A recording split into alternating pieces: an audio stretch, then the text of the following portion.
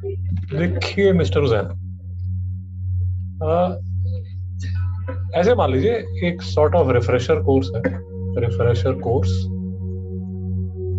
दो कंसेप्ट्स पे, PV is equal to NRT और दूसरा मोल कंसेप्ट। ठीक है सर? आपने यस सर। आपने केमिस्ट्री में ऑलरेडी पहले किए हुए हैं, एक सॉर्ट ऑफ रिफ्रेशर कोर्स कर लेते हैं। तो पहले तो मुझे इसका मतलब समझाइए जरा, जो ये लिखा हुआ है यहाँ, ये जो लिखा हुआ है इसका मतलब क्या है? ये आपकी 11वीं क्लास की बुक है। सर ये एवोगाड्रोस कांस्टेंट है ना? हाँ, Avogadro's law, Avogadro's constant, concept क्या है ये? इसका मतलब क्या हुआ? Chlorine gas at 0 degree centigrade and 1 atmosphere pressure is equal two molecules of Cl2। इसका मतलब क्या हुआ? मतलब समझाइए। सर हर एक गैस का जो वॉल्यूम होता है नॉर्मल प्रेशर या टेम्परेचर पे, वो सबका कांस्टेंट ही होता है। तो कांस्टेंट डिनोट किया जाता है वो एवोगाड्रोस लॉ से। तो देखिए, फॉर्मूला आपके पास जो है वो है PV is equal to NRT. ये जो फॉर्मूला है वो आपको ये बोल रहा है कि प्रेशर, वॉल्यूम, एन जो है वो है नंबर ऑफ मोल्स, और आर जो है वो है आपका गैस कांस्टेंट, और टी जो है वो है आपका टेम्परेचर। ठीक है? तो आप इसको ऐसे भी समझ सकते हैं कि अगर मेरे पास 1 एटमॉस्फेयर की गैस है, ये देखिए जो पी है वो 1 एटमॉस्फेयर है, और जो एन है वो 1 मोल है, आर तो कांस्टेंट है, उसकी वैल्यू आपको मिल जाएगी, चिंता की कोई जरूरत नहीं है, और जो टेम्परेचर है वो है 0 डिग्री सेल्सियस। तो 0 डिग्री सेल्सियस तो चलता नहीं है, इसको मैं केल्विन में 273 केल्विन डाल देता हूँ। सर बात समझ आ रही? yes. तो मेरा जो वॉल्यूम है वो कितना आ जाएगा? 273। मैं कचरा कर रहा हूँ तो फिर से देख लीजिएगा। P V is equal to N R T. मैं क्वेश्चन फिर से रिपीट करता हूँ और समझिए जरा। देखिए, प्रेशर जो है वो 1 एटमॉस्फेयर है, एन जो है वो 1 मोल है, आर जो है वो कांस्टेंट है, उसकी वैल्यू आपको मिल जाएगी। टी जो है वो देखिए ये 273 केल्विन लिखा हुआ है यहाँ पर। तो वी की वैल्यू कितनी आ जाएगी मिस्टर हुसैन? आरटी। हुसैन जी? सर टी 230, सॉरी, लोगों इसको 0 डिग्री वी की वैल्यू जो है वो आ जाएगी 22.4 लीटर। हाँ सर बात नहीं समझ आई? समझा। समझा। हम लोग को इसको डिग्रीज में लेना है कि केल्विन में लेना? आप बताइए, आपको क्या लगता है? बोलिए बोलिए डिग्रीज में भी ले सकते हैं ना? यार, अपने आप देखो, कॉमन सेंस लगाओ। अगर आपने टेम्परेचर को डिग्री सेल्सियस में लेना शुरू कर दिया, तो जैसे मैं यहाँ 0 डिग्री सेल्सियस जाऊंगा, ये तो इक्वेशन ही कोलैप्स कर जाएगी। नहीं समझ में आया? हाँ हाँ मेरे को डाउट है। समझा। सर फिर से देखिए, P V is equal to N R T. ये इक्वेशन में एक बात समझने की कोशिश कीजिए, क्योंकि ये पुरानी इक्वेशन है, तो हर तरह का कचरा आपको मार्केट में मिलेगा। कचरा का मतलब ये हुआ सर, ये जो आपको जो प्रेशर नजर आ रहा है वो बार में भी नजर आएगा, वो एटमॉस्फेयर में भी नजर आएगा, वो पास्कल में भी नजर आएगा, वो mmHg में भी नजर आएगा, वो आपको सेंटीमीटर Hg में भी नजर आएगा। सर मेरी बात नहीं समझ आ रही? समझा सर। जो वॉल्यूम है उसी तरह वो भी आपको मार्केट में दिमाग खराब हो जाएगा आपका। आपको मीटर क्यूब भी नजर आएगा, डेसीमीटर क्यूब भी नजर आएगा, लीटर भी नजर आएगा। थैंक गॉड की जो n है वो नंबर ऑफ मोल्स है, तो वो तो मोल ही होगा। अब डिपेंडिंग अपॉन आप किस प्रेशर किस में चला रहे हैं, वॉल्यूम किस में चला रहे हैं, तो जो आर है उसकी भी अलग अलग वैल्यूज आपको नजर आएंगी डिपेंडिंग अपॉन आप किस यूनिट में आर की वैल्यू चाहते हैं। सर बात नहीं समझ आ रही? समझा सर। बट एक चीज जो कि कांस्टेंट है, जिसमें आपको तकलीफ नहीं होगी, वो ये है कि जो टेम्परेचर है वो आपने लेना है हमेशा केल्विन में, फॉर अ सिंपल रीजन कि अगर आपने इसको डिग्री सेल्सियस में लेना शुरू कर दिया तो जैसे ही आप 0 डिग्री सेल्सियस लेंगे, जैसे अभी आपने किया है, तो ये तो पूरी इक्वेशन ही क्रैश कर जाएगी। दोस्तों समझ नहीं आ रही मेरी बात? तो समझ रहे समझा सर।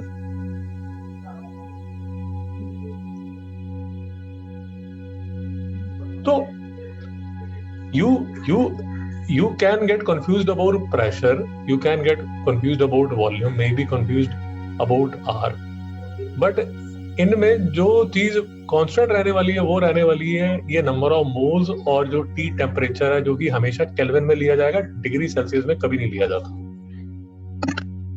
लॉजिक भी मैं आपको सिंपल सा बता दिया कि अगर आपने 0 डिग्री सेल्सियस डाल दिया तो इक्वेशन ही कोलैप्स कर जाती है यार, वो तो चल ही नहीं पाएगा उसके अंदर। नहीं समझ में आया? तो समझ रहे। It is almost like saying कि आपकी जो कार है पेट्रोल से चल जाएगी, डीजल से चल जाएगी, हो सकता है शराब से भी थोड़ा बहुत चल जाए, केरोसिन ऑयल से चल जाएगी। हुसैन जी समझ आ रहा है? समझा सर। बट वाटर से तो कभी नहीं चलेगी। मेरी बात समझ आ रही है ना? केरोसिन ऑयल से भी चल जाएगी, ऐसा नहीं चलेगी, नहीं चल जाएगी, थोड़ी बहुत चल जाएगी, फिर वो कचरा फंस जाएगा और आपकी कार बंद हो जाएगी। बट पानी से तो कभी नहीं चलेगी। मेरी बात समझ आ रही है? Yes sir. हाँ सर। फिर से बात समझने की कोशिश कीजिए सर, क्योंकि अभी हम थोड़ा सा डिटेल में करेंगे तो आपको बात समझ आनी शुरू हो जाएगी कि प्रॉब्लम क्या है। एक्चुअली आपको प्रॉब्लम समझ आनी शुरू हो जाएगी।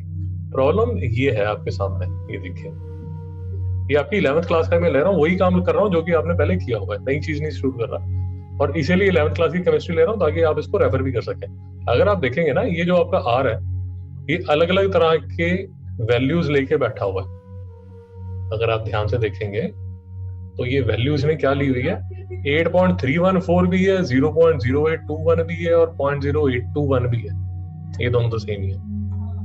तो इसको भी अगर आप ध्यान से देखेंगे ना तो PV is equal to nRT, तो R क्या हो गया, PV अपॉन NT।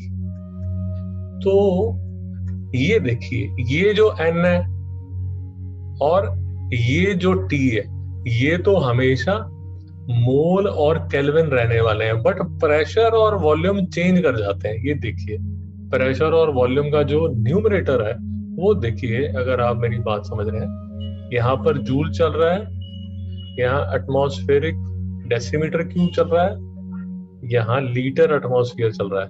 दोस्तों समझ आ रहा है मेरी बात? Yes sir. समझा सर।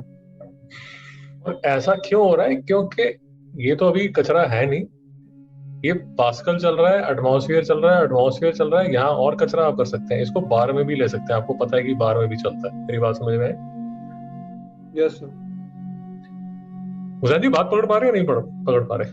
यस सर, समझ आ रहा है। तो अब इशू पता है क्या है यार? इशू ये है कि हमें ना ये देखना पड़ता है basically. R usually R indicate कर देता है कि आप कौन सी दुनिया में रह रहे हो। कौन सी दुनिया में रह रहे हो मतलब एटमॉस्फेयर की दुनिया में रह रहे हो, या पास्कल की दुनिया में रह रहे हो, या बाहर में रह रहे हो। बीच में कचरा करने के लिए MMHG भी आ जाता है, बीच में करना कचरा करने के लिए टॉर भी आ जाता है। अगर आप मेरी बात समझ पा रहे हो दोस्तों, am I making any sense? जी सर। तो इसके लिए तभी मैं आपको बोल रहा था कि एक छोटा सा रिफ्रेशर कोर्स कर लेते हैं ताकि हमें तकलीफ ना हो। तो इसके लिए अगर आप कन्वर्जन फैक्टर्स में कहीं पर भी आप फंस जाते हैं तो ये आपके सामने PDF मैं आपको पहले शेयर की हुई है। ये कन्वर्जन है यार, जो 1 एटमॉस्फेयर है वो इक्वल है 1.013 बार के, 1 एटमॉस्फेयर इक्वल है 760 mmHg के, और 1 एटमॉस्फेयर इक्वल है 1.013 10⁵ पास्कल के। सर नहीं समझ में आया? तो समझ आ। रैनी को तकलीफ है तो बताइए।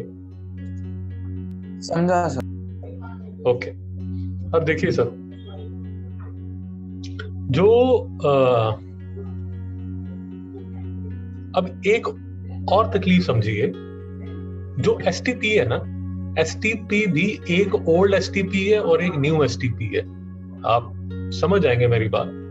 देखिए, 1 मोल ऑफ गैस है, PV is equal to nRT पे, PV is equal to nRT पे 1 मोल ऑफ गैस है, और प्रेशर जो है वो है 1 एटमॉस्फेयर, और टेम्परेचर है 273.15 केल्विन। ये 1 मोल है, ये 1 एटमॉस्फेयर है, ये 1 मोल है। ये जो स्टैंडर्ड है ये है ओल्ड एसटीपी का स्टैंडर्ड, जिसमें जो वॉल्यूम आता है वो किसके इक्वल आ जाता है, 22.4 लीटर के। हुसैन जी बात पकड़ में आई? समझा सर। ये है ओल्ड एसटीपी। जो न्यू एसटीपी है उसमें क्या होता है सर, उसमें ये 1 मोल ही रहता है, ये टेम्परेचर 273.15 केल्विन ही रहता है, बट ये जो प्रेशर 1 एटमॉस्फेयर है ना, ये बन जाता है 1 बार। दोस्तों नहीं समझ में आया तो समझा।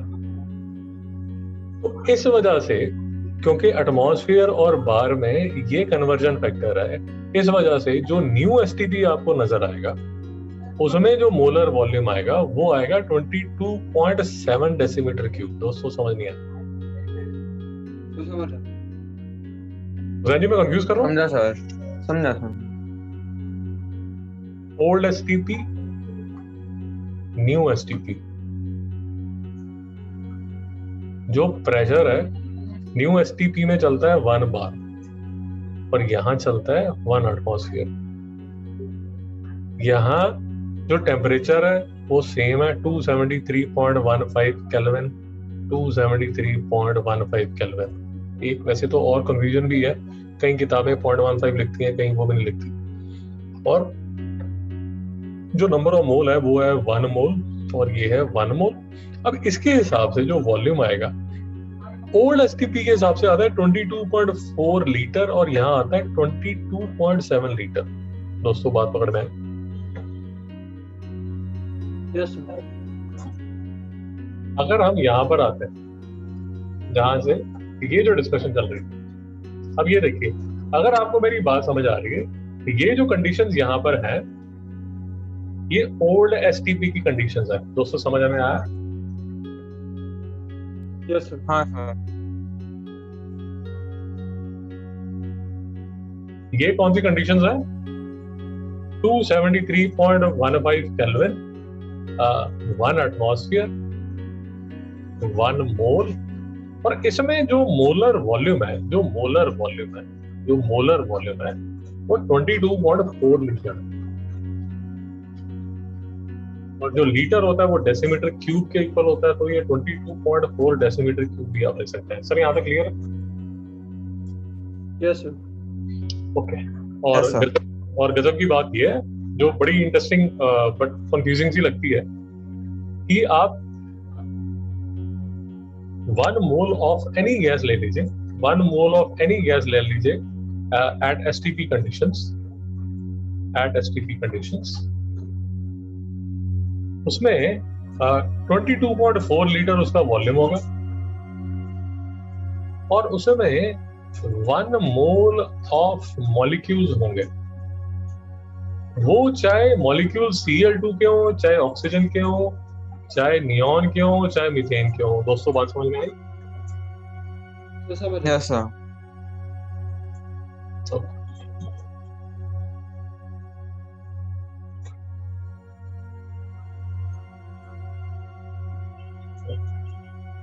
तो ये देखिए, ये डिपेंडिंग अपॉन आप कौन से यूनिट्स में घूम रहे हैं, जो आपकी आर की वैल्यू है वो चेंज हो जाएगी।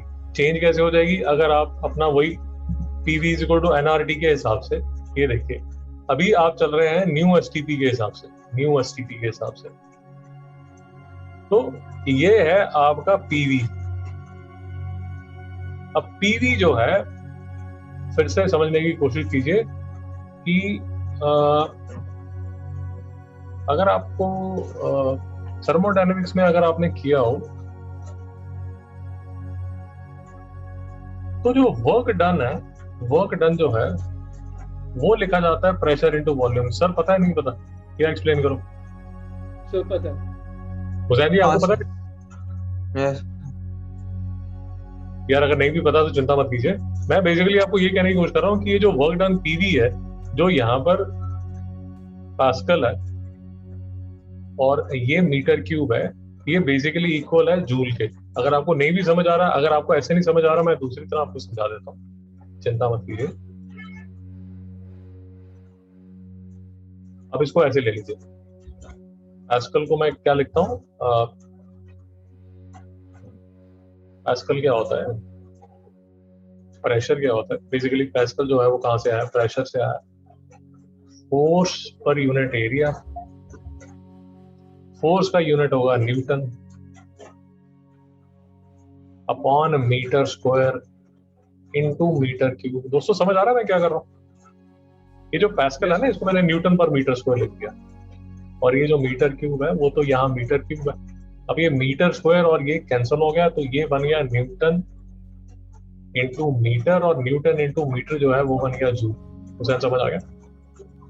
जी सर। इसलिए ये आर की जो वैल्यू लिखी हुई है, ये pascal into metre cube joule per kelvin mole लिखा हुआ है। अगर आप इसको पास्कल मीटर क्यूब पर मोल केल्विन लिखते हैं वो भी ठीक है, और अगर आप इसको बार लिखते हैं तो वो भी ठीक है, कोई प्रॉब्लम नहीं है। अगर आप इसको यहाँ, अच्छा फिर वो उसकी मैग्नीट्यूड चेंज हो जाएगा, ठीक। ओके, और फिर अगर आप आर की वैल्यू आप ओल्ड एसटीपी के हिसाब से, ओल्ड एसटीपी के हिसाब से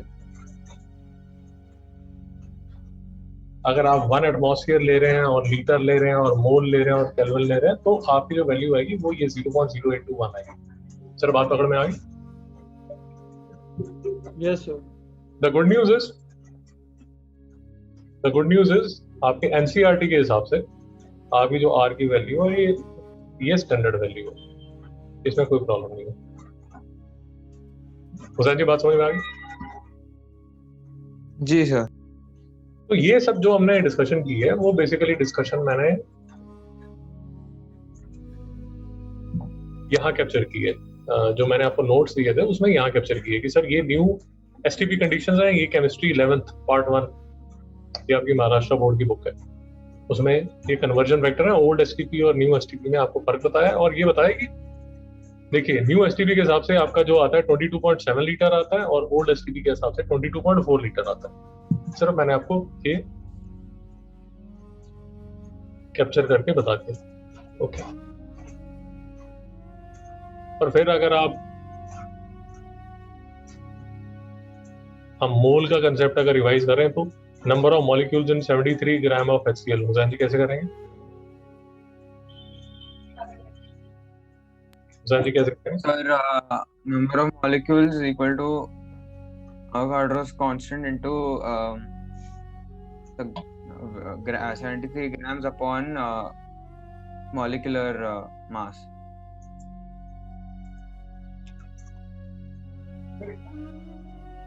हुसैन जी बोलिए।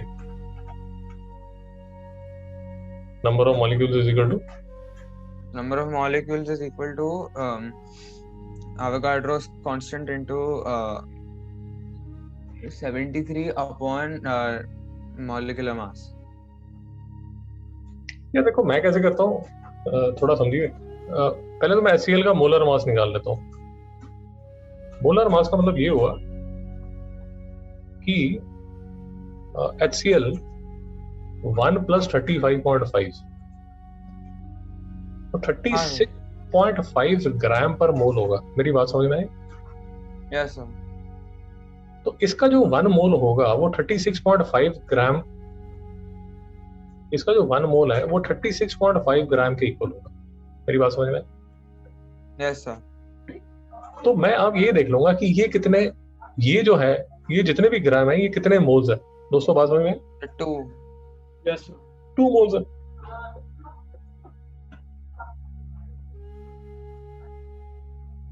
तो एक मोल में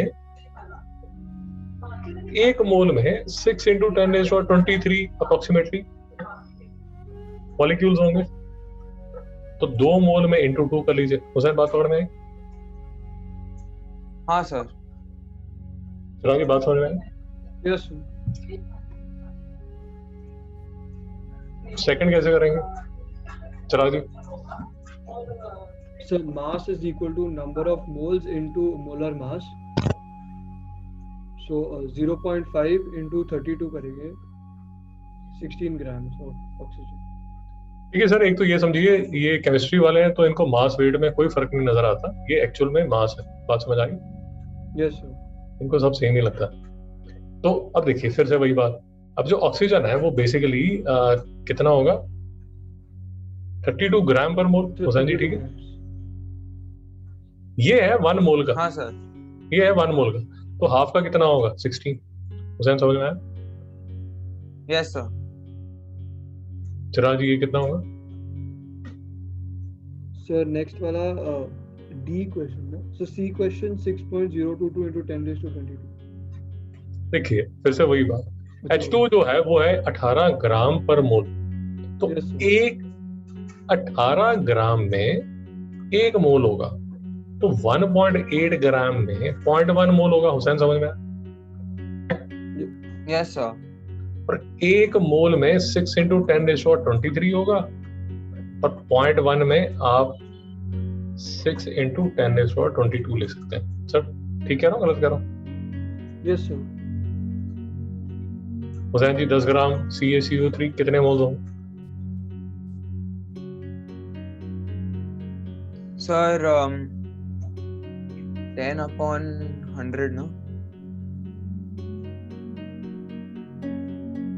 देखिए सर, पहले तो आपने CaCO3 ले लिया, इसका हाँ मोलर सर, वो 100 होगा उसका मोल। 100 होगा। हाँ Yes, sir. 16 3 था सर 48, 40। तो 4 5 6 95.5 है ना यार। सर नहीं, ये अपना कैल्शियम का 40 है ना। 40 होगा ना. ओ सॉरी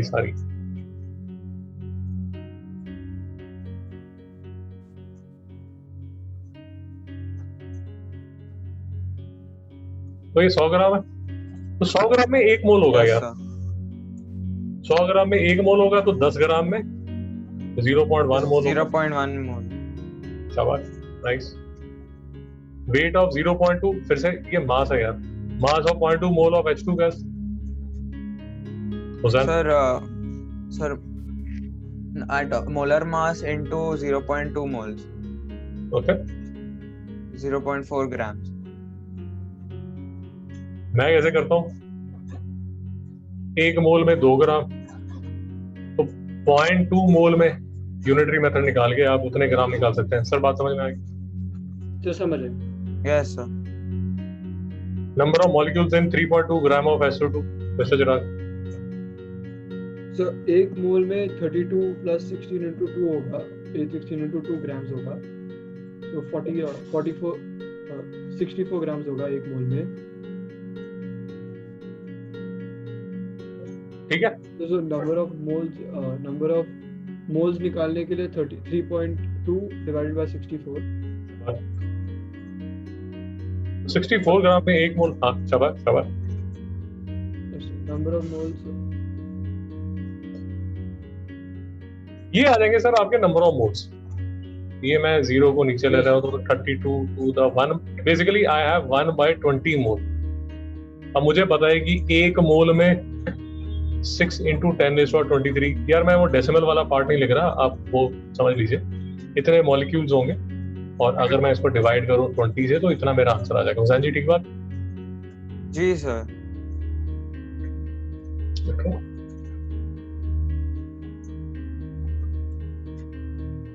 नंबर ऑफ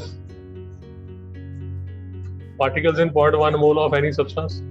सर ये तो एवोगाड्रोस कांस्टेंट ही होगा। ठीक, देखिए 1 मोल में 6 इंटू 10⁻23 और 0.1 मोल में divide by 10 is equal to 6 into 10⁻22। तो जी ठीक है।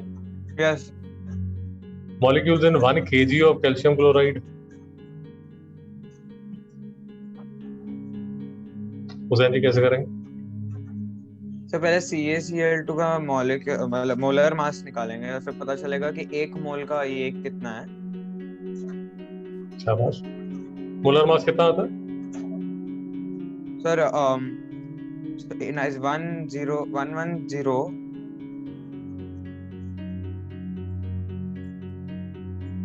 So 111 होगा। हाँ सर 11 हाँ ये 1 होगा।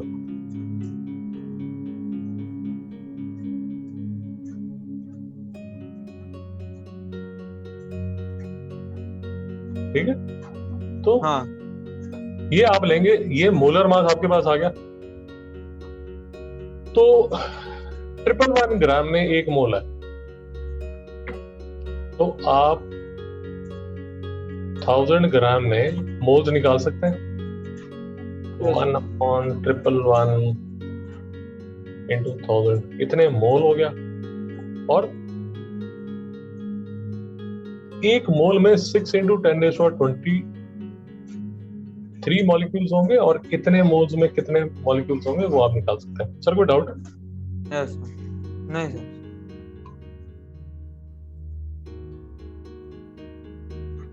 ओके। और फिर हमने एक जो 1-2 क्वेश्चन डिस्कस किए थे इसके। तो अब जैसे ये है क्वेश्चन 6th, अच्छा चला कैसे करेंगे? सो हमें ये पता, पहले हमें ये N ऑफ ऑक्सीजन निकालना पड़ेगा, which will be 11/32। फिर हमें जो वॉल्यूम मिला है वो 700 सेंटीमीटर क्यूब है, which will जो वो हमें मीटर क्यूब में कन्वर्ट करना पड़ेगा into डिवाइडेड बाय 100 क्यूब। फिर हमें हमारे पास ये R की हमारे पास T की वैल्यू है जो 273.15 केल्विन होगा, और P की वैल्यू होगी 10⁵। हुसैन जी को समझ आया? यस सर कैसे करेंगे? सर 7th वाला कि 6th वाला? 6 वाला। Sir PV is equal to RT वो फॉर्मूला है, तो R उसमें से निकलेगा ये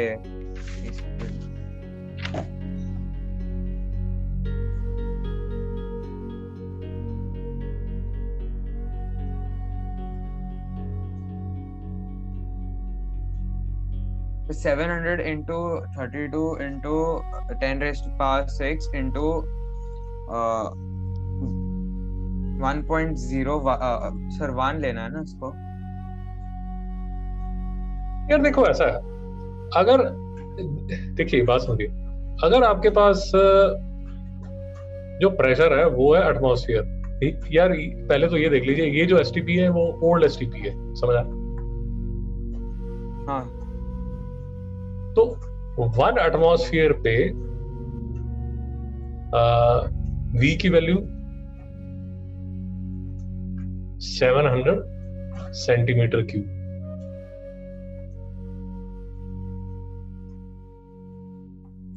अब ये जो N है, ये जो नंबर ऑफ मोल्स है, क्या मैं इसको मास अपॉन मोलर मास लिख सकता हूं? क्या ये मैं ठीक कर रहा हूं, गलत कर रहा हूं? यस सर राजी ठीक कर रहा हूं, गलत कर रहा हूं? सर ठीक है। भाई कोई डाउट तो नहीं? सर ये P हमें 10⁵ नहीं देना? यार मैं आपसे ये पूछ रहा हूं, number of moles is equal to mass of sample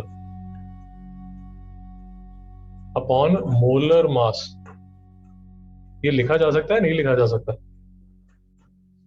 sir लिख सकते हैं। यस सर, करेक्ट है। हुसैन जी लिख सकते हैं नहीं लिख सकते? यस देखिए यार, लेट अस अज्यूम आपके पास 100 ग्राम ऑफ ऑक्सीजन है, ठीक है। अब अगर मुझे इसमें नंबर ऑफ मोल्स निकालने हो, नंबर ऑफ मोल्स निकालने हो,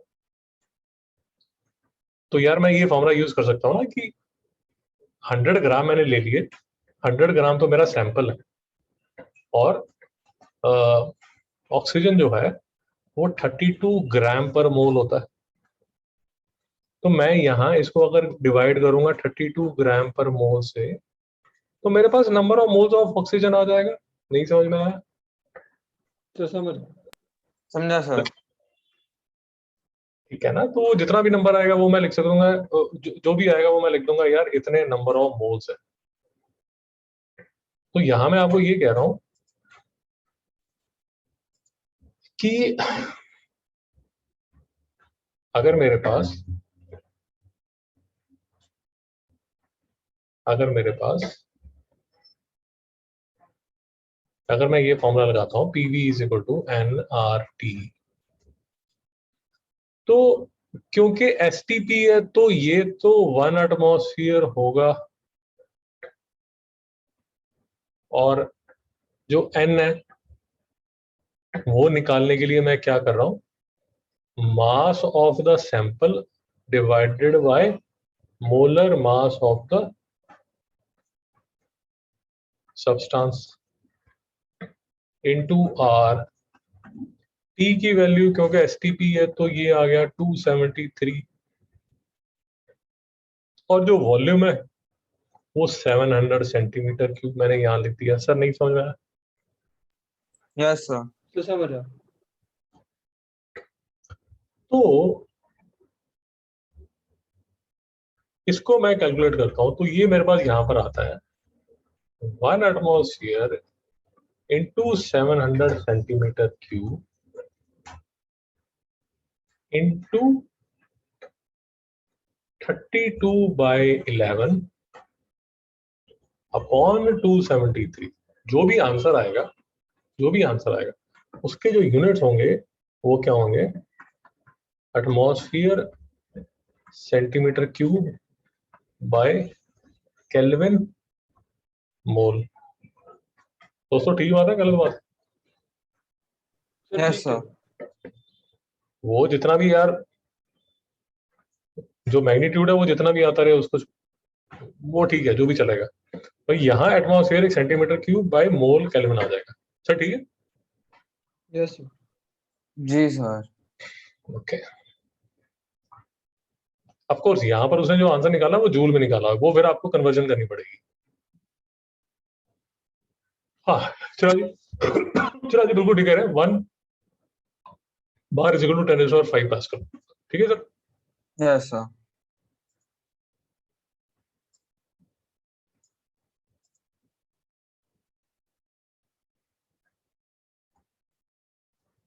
तो 1 bar is equal to 10⁵ pascal. ये मतलब जो कन्वर्जन है आपस में, जो कन्वर्जन है यार उसके, वो आपको क्लियर होना चाहिए। एक तो ये कन्वर्जन क्लियर होनी चाहिए, और एक ये चीज क्लियर होनी चाहिए कि आप जो आर की वैल्यू है वो किस यूनिट्स में चल रही है। ओके चला जी, second question, question number 7। Sir इसमें हम जो वॉल्यूम है वो 300 सेंटीमीटर क्यूब लेंगे। ठीक है, शाबाश। फिर हम जो टेम्परेचर रहेंगे वो 273 + 20 लेंगे। शाबाश। और प्रेशर लेंगे 2.5 × 10⁶ पास्कल्स। ओके। फिर उससे हमें ये सब वैल्यू से हमें n मिलेगा। ओके फिर n × 32 करके हमें मास मिल जाएगा। ठीक है सर, प्रेशर जो है वो आपको जो दिया जा रहा है वो गॉज प्रेशर दिया जा रहा है। तो मतलब उसका जो एक्चुअल प्रेशर है, अगर आपको याद होगा हमने ये किया था कि जो उसका जो गॉज प्रेशर है, बेसिकली ऐसा है यार, जो गॉज प्रेशर है वो एटमॉस्फेरिक प्रेशर के ऊपर होता है। सर नहीं समझ में आ रही मेरी बात? तो समझ आओ। नहीं समझ आ रहा तो सर देखिए जरा, जो गॉज प्रेशर है ये हुसैन बेसिकली आपको ये कहता है कि amount of pressure above atmospheric pressure, above atmospheric pressure. तो फॉर एग्जांपल अगर मेरे पास 3 पास्कल गॉज प्रेशर है, तो या सिंपल कर लेता हूं यार, अगर मेरे पास जो गॉज प्रेशर है वो 3 एटमॉस्फेयर है, तो जो एक्चुअल प्रेशर है मिस्टर हुसैन वो कितना होगा?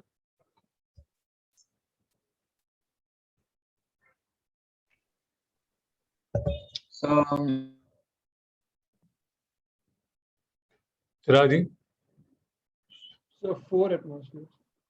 हुसैन जी समझ Yes, गया? sir. नहीं हाँ हाँ हाँ हाँ, बोलिए बोलिए। सर, नहीं sir. गॉज प्रेशर जो है वो प्रेशर अबव एटमॉस्फेरिक प्रेशर। तो अगर चीजों को सिंप्लीफाई करने के लिए, यार चीजों को सिंप्लीफाई करने के लिए आप ये मान के चल रहे हो कि जो प्रेशर आप ले रहे हो वो एटमॉस्फेयर में ले रहे हो, एटमॉस्फेयर में ले रहे हो। तो आपके पास कोई प्रेशर आपने मेजर किया, प्रेशर आपने मेजर किया, तो उसमें ये लिखा हुआ है कि जो गॉज प्रेशर है, जो गॉज प्रेशर है दैट इज 3 एटमॉस्फेयर। अब ये जो 3 एटमॉस्फेयर है, this is 3 atmosphere above the atmospheric pressure. नहीं समझ में आया सर?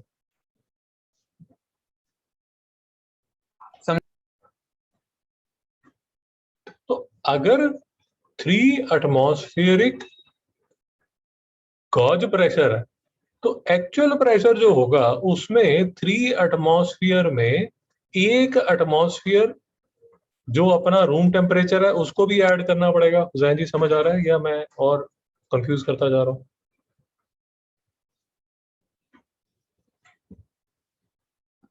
हुसैन जी समझ आ रहा है, मैं और कंफ्यूज कर रहा हूं?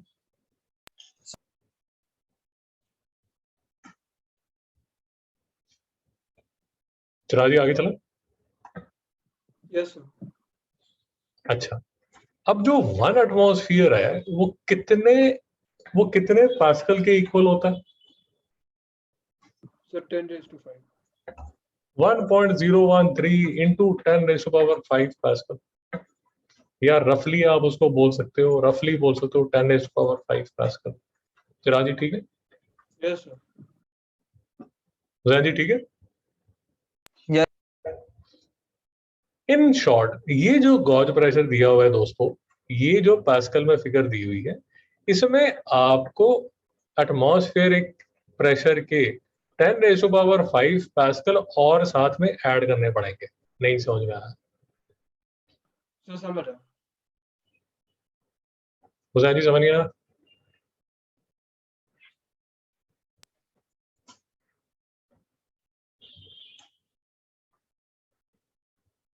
हुसैन जी कोई डाउट है?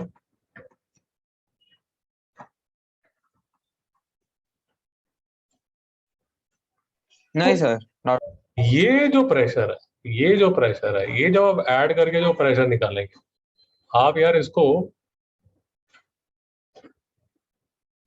25/10, 10⁻⁶, तो मैं इसको लिख सकता हूँ 25 इंटू 10⁵, और इसमें ऐड कर दिया ये रफली 10⁵ पास्कल, तो ये बन जाएगा 10⁵ कॉमन, अंदर 25 + 1 तो अंदर आ जाएगा 26। तो यहाँ जो प्रेशर आएगा वो आएगा 26 इंटू 10⁵। दोस्तों समझ आ रहा है? अपने आप से बातें कर रहा हूँ। So समझ आ रहा है। ये आएगा आपका प्रेशर। हुसैन समझ आया? ये आएगा आपका actual absolute pressure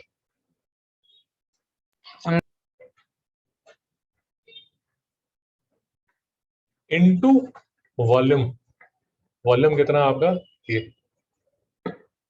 3000 centimetre cube into, अब आपको क्या निकालना पड़ेगा यहाँ पर? n, साथ में r की वैल्यू आपको दी जाएगी, उसकी चिंता मत कीजिए। r यहाँ पर ये तो नोन होगा, और जो टेम्परेचर है वो दिया जा रहा है 293 केल्विन। दोस्तों बातें समझ आ रही है नहीं आ रही? तो समझ आ रही है। समझा। ये n की वैल्यू आपको निकलेगी, ये n की वैल्यू जब निकलेगी तो आपके पास क्या आएगा, number of moles of oxygen. दोस्तों समझ आया? Yes sir. और ये number of moles of oxygen का जो फॉर्मूला है वो किसके इक्वल होगा, n इज इक्वल टू क्या था, मास ऑफ सैंपल अपॉन 32 ग्राम पर मोल। दोस्तों समझ आ गया? Yes sir. n आपके पास आ चुका है, n आप निकाल चुके हैं, कहां से, यहां से, PV अपॉन RT से। तो आप इसको जब सॉल्व करेंगे तो आपके पास ये मास ऑफ सैंपल आ जाएगा। तो ध्यान जी, ठीक है? Yes sir. तो दोस्तों ये सारी एक ब्रीफ इंट्रोडक्शन थी, ये सारी ब्रीफ इंट्रोडक्शन थी किसके लिए, काइनेटिक थ्योरी ऑफ गैस को शुरू करने के लिए। बात समझ आ गई? तो काइनेटिक थ्योरी ऑफ गैसेस में जब आप हम ये चैप्टर जब शुरू करेंगे, KTG जब शुरू करेंगे, तो ये सब जो है ये एलिमेंट्री चीजें हमें मतलब रिलेशन बिटवीन, मतलब ये basic relation PV is equal to nRT, ये एक बेसिक अंडरस्टैंडिंग कि जो मोलर वॉल्यूम है वो क्या है, ये एक अंडरस्टैंडिंग की STP कंडीशंस क्या है, ये एक अंडरस्टैंडिंग की मोल कंसेप्ट क्या है, ये एक अंडरस्टैंडिंग की number of moles is equal to mass of sample upon molar mass, ये एक अंडरस्टैंडिंग की एवोगैड्रोस नंबर क्या है, एवोगैड्रोस नंबर क्या है, ये एक अंडरस्टैंडिंग की कन्वर्जन्स, कन्वर्जन्स, कन्वर्जन मतलब अगर आपको एटमॉस्फेयर दिया हुआ है तो उसको पास्कल कैसे बनाना है, सेंटीमीटर क्यूब दिया हुआ है तो उसको लीटर कैसे बनाना है, डेसीमीटर क्यूब के लीटर कैसे बनाने हैं, ये सब बेसिक अंडरस्टैंडिंग आपको होनी चाहिए। हुसैन समझ आया? हुसैन समझ आया? सिराज जी समझ आया? यस